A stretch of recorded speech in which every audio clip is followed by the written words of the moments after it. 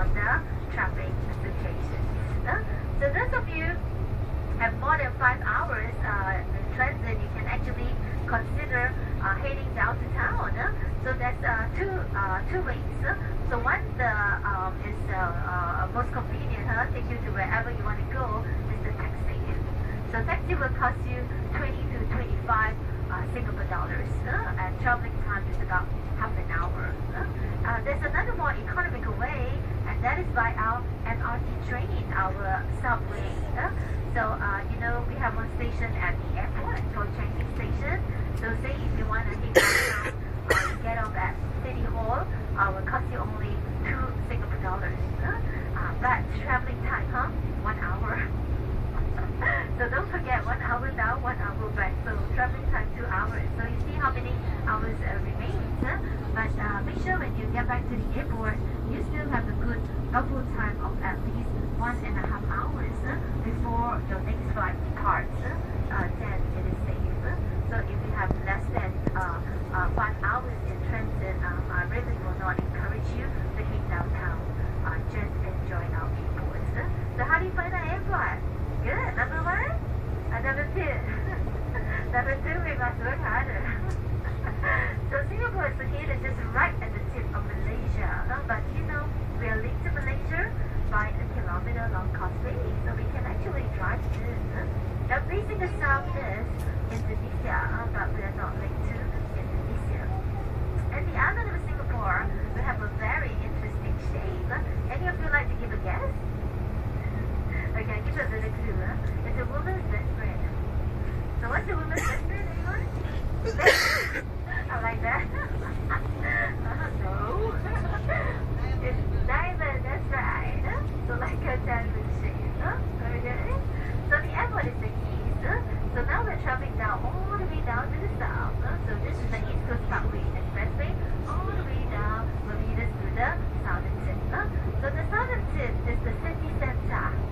So that's where it's most happening. All the big malls are there, hotels, historical landmarks. It's all centered in the south. And we have this road called Orchard Road. So don't miss it. It's our main shopping belt, beautiful big malls, El Paso, Sandy. But Orchard Road is very, very pretty when you come during the year end. So that's where we have our special Christmas lights out in Orchard Road. And Orchard Road literally glitters. And every year we have a different theme. So especially those of you have visited Singapore before, but you have never seen Singapore during the year end. So I think it's very nice. You can plan a holiday during the year end and you see something different. And just off Orchard Road, we have a beautiful garden called the Singapore Botanical Gardens, and it's free. So if you like a greenery, you gotta get down to our Botanical Gardens. There are 54 hectares inside, and it's 150 years old. And inside the Botanical Garden, we have an orchid garden. So especially those of you who love orchids, it's really worth your time and money to go and have a look. We have thousands of different cross hybrids of orchids being displayed, and even some very rare ones, because they are constantly doing research and experiment on new hybrids. So every time we have a successful hybrid, we will keep it, and it will be named after very important people, such as when the First Lady visitors, or people that we want to recognize them, and we charge only $5. Children 12 years and below is free, and senior citizens pay only $1. So, and if you head down to the western part, we have our Chinese and Japanese garden, and just recently opened. It's a must-see attraction, truly world-class garden called Garden by the Bay. Have any of you heard of it? It's double the size of a botanical garden at 101 hectares. Double the size of a botanical garden. So later, we'll pass by. I will point out to you our really the attraction, Gardens by the Bay, that you must not miss. And we've got national parks here as well. We have 3 national parks. By end of this year, we're going to have the 4th one, which is called the River Safari. So that's to say, you get to enjoy the animals on a boat ride. So we're going to have like panda bears from China. We're going to have polar bears. Yes, fancy seeing a polar bear in the tropics. So you don't have have to go to Alaska to look up for polar bears. You can find it at our second booster. Then in 1971, our first national park opened, and that is our Jurong Bird Park. Today, we have a good collection of about 8,000 birds, 600 different bird species from all over the world. And we got two huge aviaries, the waterfall showcase, African birds, and we have the Loris aviary, the Australian birds, and we have bird shows too. And we have a very lovely morning, 2 to 3 hours, just enjoying our bird park. Then head up to the north, that's where we have our two beautiful zoos, day and night. So you're not going to find animals in cages, because our zoo is open concept. So we use greenery, which has lots of it, and waterfalls as the psychological barrier. And each enclosure is set up in such a way we stimulate the animals' natural habitat. And we've been very, very successful because we have a lot of animals, even highly endangered animals that's been born at our zoo. Yes, then our night safari is very, very different from our day zoo. They are beside each other. You can do both. There's duplication animals, but only 3%. So actually you need different animals. And at our night safari, one of our highlight animals to look out for is the magnificent Indian rhinoceros. So our day zoo, we are famous for our orangutans, free-ranging orangutans. So those of you who love orangutans, go and have breakfast with them and look for our breakfast at the zoo. The most unforgettable experience for you. There's an island that you must not miss. Have you heard of Sentosa? Okay, so take note.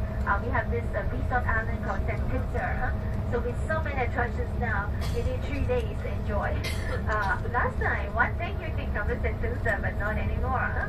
And now we even have at least 9 hotels and we're building some more. So for beach resort lovers, yes, we have that to offer you on Sentosa. We have 3 lovely beaches with beach cafes and activities, and we have this beautiful Songs of the Sea, this evening show, 25 minutes show. We invested $30 million on it. Beautiful water plays, laser lights, fireballs, fireworks every night with live dances, and we charge only $10, $10 extra, and trust me, it's really worth more than $10. So don't forget Songs of the Sea on Sentosa Island. And then we have also like underwater world, we've got the pink dolphins. If you like history, we have the museums. We have Universal Studios Singapore, just open. You can spend a holiday there and we charge less than $100 admission fee. $60 over for weekdays, $70 over for weekends and public holidays. So it's really very reasonably priced. And then we work on this maritime museum, world-class maritime museum. And we also have casino on Sentosa. So we even have a cable car. Okay, from Mount Faber Hill, you can take the cable car. They'll bring you right into the islands. So this is how you can plan your holiday here. You can spend like a night or 2 on Sentosa, and then the rest of the night in the city. Hotel room rate on Sentosa is a bit high end, about $400 a night on the average. But in the city, a 4-star you can get $200 over a night. We have mid-range, $150, $170 a night. We have also budget hotels, and this very popular budget hotel chain called Fragrance. So you can check out the website, asiatravel.com, and you can get it for less than $170 or $80 a night. It's about 15 minutes away from the city center. So great savings on hotel accommodations. You need at least 5 days to enjoy Singapore. If you can, do 6 or 7 days. Yeah, 7 days I think is fine the best. Because Singapore is very small. Most of the islands, we're only 699 square kilometers. About 48 kilometers in length and about 26 kilometers in width. We have 60 outer islands, which makes it about 710 square kilometers. We are one of the smallest countries in the world, and below. But though we're small, we are a very vibrant city with a good population size of about 5 million. But not all Singaporeans 5 million, Singaporeans PR is about 3.8 million. We have 1.2 million foreigners in our land together with our city. So out of 3.8 million, you see a lot of Chinese here. That consists of about 74% of the population. 40% Malays. Malay people, they are the natives. So you want to know who are the origins, yeah? The Malays, not the Chinese, the Malays. So that's why Malay is our national language. Indians, 9%. Then other races like Eurasians, the Puerto-Ricans, the Jews, 3%. So this is our ethnic breakdown. So we have 4 official languages: English, Mandarin, Malay, and Tamil. But English is our language of administration, our first language taught in school. So you can speak English, but Singapore truly is a city, very easy for you to move around. You don't have much communication problem. And even our signages is all in English, and most of our information is given in English. But I'm not saying it's a very important language to unify the different races. So in the public school, the different races children study together. So only during the language class, that's where they're being separated. So that's how we promote racial harmony by incorporating it into our education system. And not only in our education system, but also in our housing. Well, first, you know that about 90% of our population we live in government housing. About 90%. So our government makes sure that in one block of flat, we must have all the 3 races, the Chinese, the Malays, and the Indians, living together proportionately to the ethnic breakdown in one block. So that's how Singapore enjoy racial harmony. So that's the thing, the different races here, we are not being separated. So our history goes all the way back 1819. But Sir Stamford Raffles, an Englishman, is our founder. And what brought Sir Stamford Raffles to this part of the world? Well, he was looking for an ideal site to set up a trading port for the British. And when they stepped on the island of Singapore in 1819, they were just a small little Malay fishing village, and there was less than 1,000 people. And at the time, we have a king, a Malay king.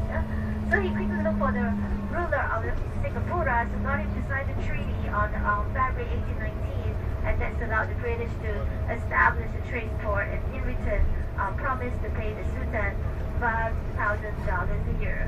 So that sounded very attractive to the Sultan, and the treaty was signed. And that treaty changes our destiny, and we were under the British rule then for 150 years. So from 1819 right up to 1942. So something happened in 1942. There was a world event. Can any of you tell me? Yes, World War II. That's right. And Singapore fall into the hands of the Japanese on 15th February 1942 for 3.5 years. So it's a very trying time that we went through in our history. But first, you know that event actually led to our independence. So after the surrender on 12 September 1945, then emerged a group of Singaporeans educated and wanted to rule their own land. So we started to fight for independence, and we got it in 1959. So headed by our former Prime Minister, Lee Kuan Yew. Have you heard of Mr. Lee Kuan Yew? He ruled Singapore for 30 years. And what you see Singapore today, after the story, we always see him as the People's Action Party. And that's why until today, People's Action Party rules Singapore. So our present Prime Minister is the son of Prime Minister. The right was here we are, you can see the city skyline since 2006. Okay, now over to the left, you can see that 2 years last that is the Oakland Garden that is about garden by the beach. And inside display planted trees will be cool and dry and cool and humid region. And behind are the 18 man-made trees. And the highest, there's a restaurant right at the top. And you can see the huge giant view. This is our Singapore Flyer. So opened in the year 2008, and we actually broke London's eye record. We are 30 meters higher than London's eye, and we are also cheaper. $29.50. And next month we're going to prepare for the M1 race. Over to the left, you can see Singapore Marina Bay Circuit for the M1. Unfortunately, this year is going to be our last year. We didn't catch us on TV, but contract for 5 years for Formula 1 race. So this year is going to be our last year. We invested millions of dollars to turn the light into to day. So when the race is on, this part of the city comes to a standstill. Okay, we're gonna drive through Suntec City Complex, and Suntec City Complex is a very interesting architecture that's strongly influenced by Japanese. Well, first you wonder what these people doing on the left. Well, this time you visit Singapore, under the Chinese culture is known as the Seventh Man. And this Seventh Man is believed to be a ghost man. Okay, I hope I won't frighten you guys. The Chinese believe that the gates of hell are open up and the spirit of the dead is allowed to roam the earth. So it's quite a frightening time to them. So they have to do all this burning of the paper is to appease the spirit and giving offerings. So this is Suntec City, but it's been designed in the shape of a left hand. If you look in front of you, this is the palm of the hand. So just imagine a little bit, and behind us, 4 office towers representing the 4 fingers. And do you know, this is the world's largest water fountain, known as the Fountain of Wealth, because water in the Chinese culture symbolizes money. And the term is where the Suntec City Convention exhibition static, including the jagged rooftop, and that represents the top of the hand. So you can take an MRT here. There's a train station known as Promenade. So it's like the flowing of wealth in the hands or right into the heart of Suntec City. And by the way, this fountain, the world's largest fountain, you can actually find it in the Guinness Book of Records. Well, this area, folks, there are 5 5-star hotels. We have the Conrad, the Marina Mandarin, we got the Pan Pacific, we have the Ritz-Carlton and the Oriental. But do you know, this area before used to be the sea. Yes, it's because of land reclamations. So Singapore being so small, we actually reclaim quite a lot of our lands. And our original size was only 500 over square kilometers, but today we have 699. And if you wonder how do we do land reclamation, well, first, in the early days, Singapore landscape was quite a hilly country. So what our government did was to flatten the hills down into the sea to expand the land. And not enough, we actually import lots and lots of sand from Indonesia, and we spend millions and millions of dollars to import sand from Indonesia. And over the years, quite a lot, so much so that Indonesia is complaining that islands are disappearing because of Singapore.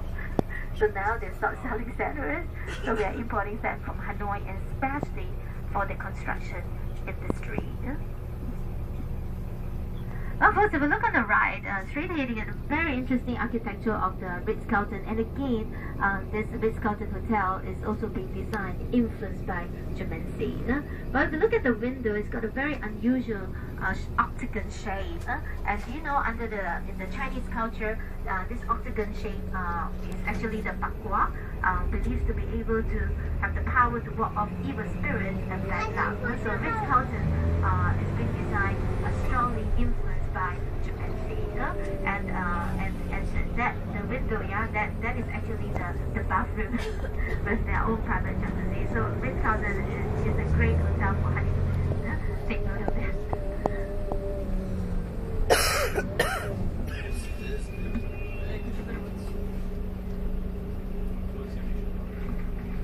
Okay, so we're gonna cross the bridge, and that will be the Marina Bay Sands.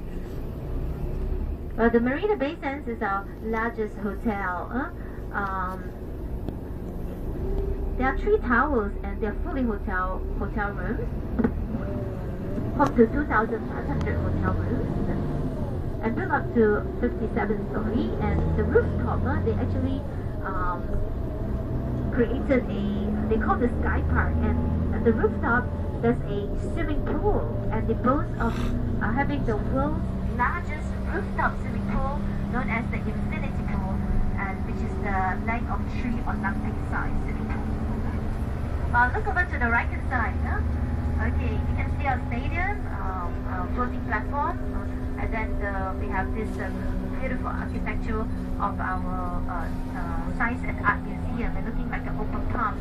That is the state-of-the-art Arts and Science Museum. They're having an exhibit on the Harry Potter. Admission fee they charge is $30. So before that, they have the Titanic. So truly world-class exhibit. So don't miss this area. This is the Marina Bay. really our latest D place. Waterfront living and offers 24/7 entertainment. And really a great place, our latest place to live, to work, and to play. So Marina Bay Sands, $7 billion investment by US. We call it integrated resort, integrating casino with entertainment and culture, but they're more centered on the culture aspect. And in fact, Singapore, we're moving towards being a city of art. So the next 10 years, we're going to grow more in this area of arts and culture. And the Marina Bay area is the focal point. So even as you walk around the bay, you can enjoy the architecture from contemporary building design to our historical design. Historical buildings such as our Fullerton Hotel used to be a Jagged Woods office for 68 years, and how we converted it into a hotel. So things like this. So you can spend an evening here, so just walking around the Bay Area. Beautiful to enjoy.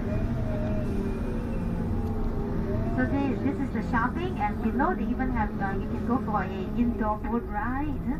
Okay, the casino is below, but if you like to visit our casino, so just take note that you have to bring your passport. Because for we Singaporeans to enter the casino, it's not free. You have to pay $100 to go in. So it's to verify that you are not a Singaporean. So don't forget, visit our casino, bring your passport. We have 2 casinos here. The other one is Sentosa Island. Just for your information, if you wonder what is the hotel room rates for Marina Bay Sands, it's about $400 a night. If you want to go up to the Sky Park, for non-hotel guests, you can, you just have to pay $20 and get the ticket to Sky Park. You can go up to the viewing deck right at the top. So you can choose 2 viewing points. Either you do the Singapore Flyer, or you can go up to the Marina Bay Sands, the Sky Park, for $20. The best time to be up there will be from 7 p.m. To 8 p.m. So of course that's the time where you get to see the changing colors of our city from day to night. Beautiful. So over to the right first, this is our finance and commerce. So just imagine this whole area, okay, it's all reclaimed land. In fact, this Marina Bay latest area reclaimed land is 360 hectares. And you know, 1/3 is used for the garden by the bay. So it will be an extension of our finance and commerce, our future downtown. So we're going to live this land for the next 10 to 15 years. So we're going to build like commercial buildings and residential. I think we're going to have more residential, so we can have more people living at the basement. So this is our latest architectural building of the Marina Bay. On the right hand side, this is another building. Looking like a reflection. 3 commercial blocks and 2 residential. So of course, this is one of our prime land. In fact, we have 2 top prime land, Sentosa Island and the Marina Bay. And their per square foot, the land price is about $2,800. So just a small 2-bedroom apartment. You can imagine, it's already going by the millions. So Singapore being a country without natural resources, there are 4 important factors contributing to our growth. Number 1 is our port. And the Port of Singapore boasts to be the 2nd busiest port in the world after China.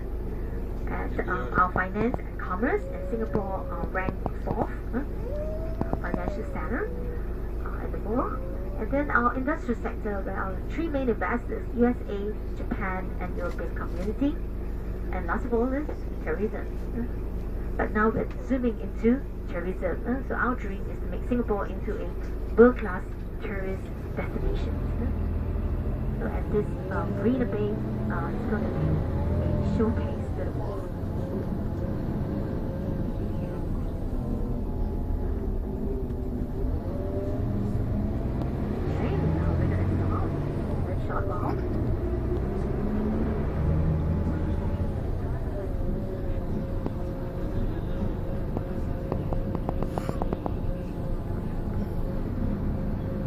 We'll stop for a good 20 to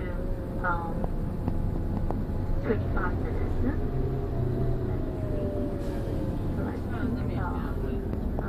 Okay, come back to the bus 10 past 7. latest. So let's make it 25 minutes. So that means what you do, because I know some of you haven't changed your watch time to Singapore. So just count 25 minutes to whatever your watch time and come back to the bed. Okay. So Marina Bay is also a place of celebration. Key events like our National Day celebration at the stadium, and then we have a display of fireworks.